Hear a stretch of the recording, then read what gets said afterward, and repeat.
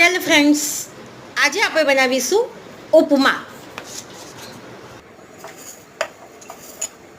હા, તો પહેલાં જ આપણે તેલ લઈ લેવાનું, એમાં રાઈ નાખવાની, મીઠો લીમડો નાખવાનો અને 1 વાટકી જેટલો રવો લીધો છે. એને ગુલાબી થાય ત્યાં સુધી ધીમી આંચ પર શેકવાનો. એક બાજુ 1 ગ્લાસ પાણી ગરમ કરવા મૂકી દીધું છે મેં.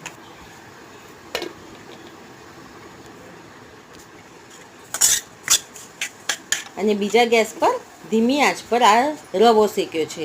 હવે આ પાણીમાં મીઠું અને ખાંડ અને લીલા ધાણા નાખી દીધા છે, જે એકરસ થઈ જાય ને એટલે. અને રવો ગુલાબી થયો એટલે એને કાઢી લઈ અને એ જ પેનમાં 2 ચમચી તેલ નાખી કે ઘી અને ડુંગળી, લીલા મરચાં અને સિંગદાણા શેકી લેવાના.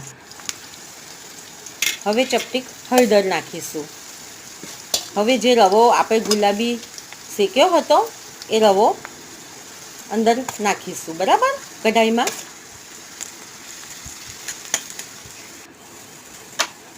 હવે આ પાણી ઉકળી ગયું છે એ પણ અંદર નાખી દઈશું. એમાં મીઠું અને ખાંડ એકદમ એકરસ થઈ ગયા હશે. હવે આ તલ નાખી દીધા 1 ચમચી. અડધી વાટકી ખાટું દહીં નાખ્યું.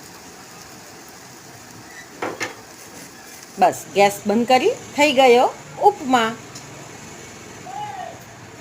તો આ થઈ ગયો આપણો ચાનો નાસ્તો તૈયાર, ઉપમા.